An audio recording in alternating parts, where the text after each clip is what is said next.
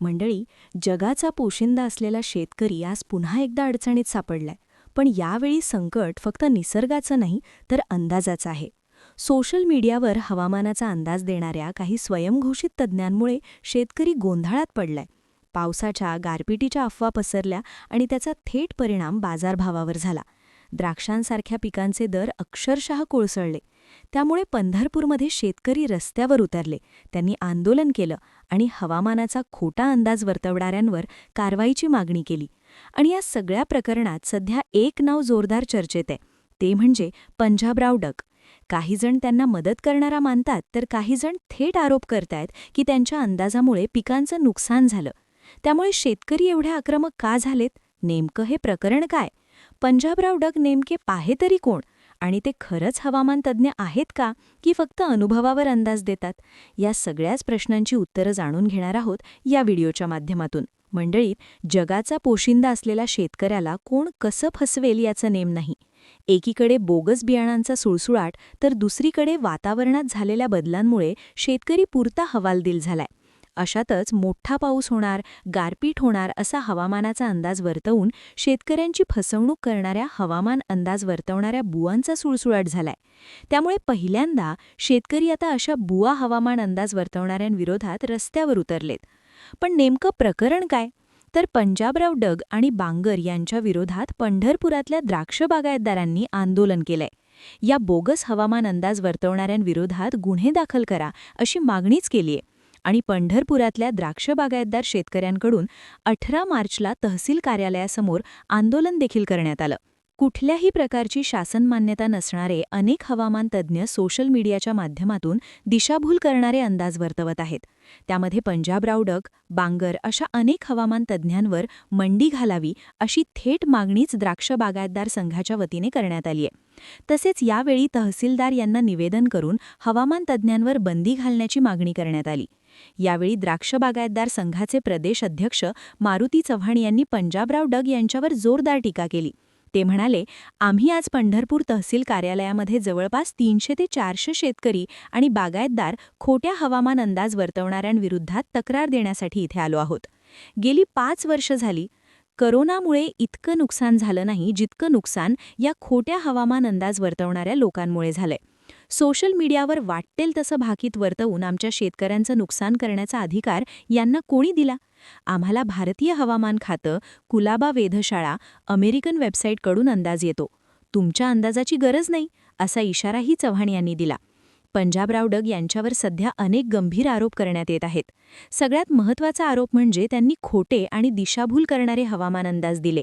मोठा पाऊस, गारपीट होणार अशा प्रकारचे अंदाज आणि सोशल मीडियावरून वारंवार जाहीर केले. मात्र ते प्रत्यक्षात खरे ठरले नाहीत असा शेतकऱ्यांचा दावा आहे. त्यामुळे शेतकऱ्यांमध्ये सध्या भीतीचं वातावरण निर्माण झालं आणि त्यांनी घाईघाईने आपला माल विकला.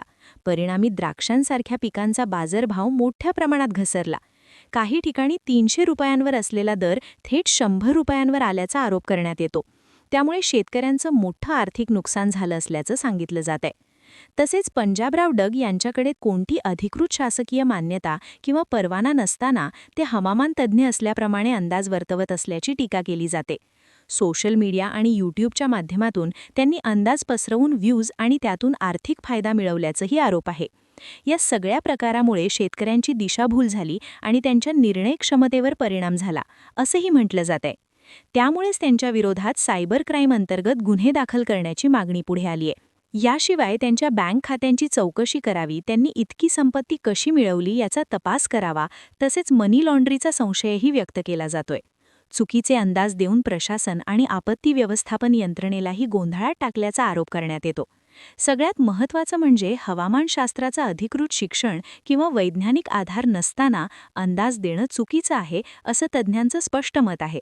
त्यामुळे पंजाबराव डग यांच्या अंदाजावर विश्वास ठेवू नये असा इशाराही दिला जातोय.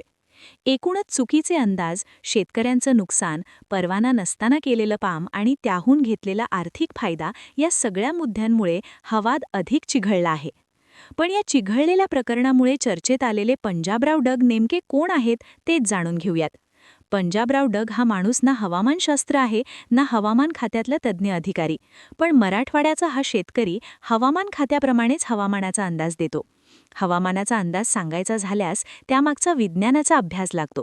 पण पंजाबराव डग हवामानशास्त्रज्ञ नसतानाही अंदाज वर्तवतात.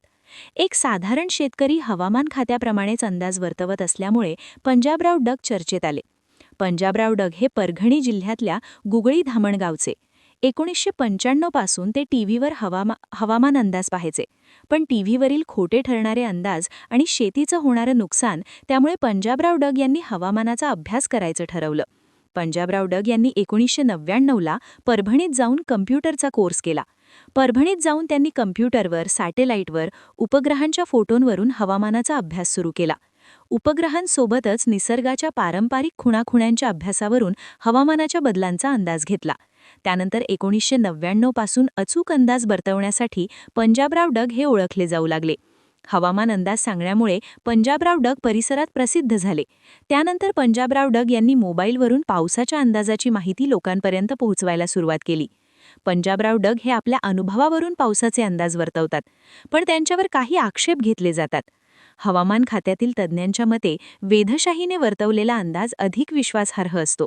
हवामान खात्याच्या अंदाजाची अचूकता जास्त असते. हवामानशास्त्राचे ज्ञान नसतानाही अंदाज व्यक्त करणं चुकीचं असल्याचं तज्ज्ञ सांगतात.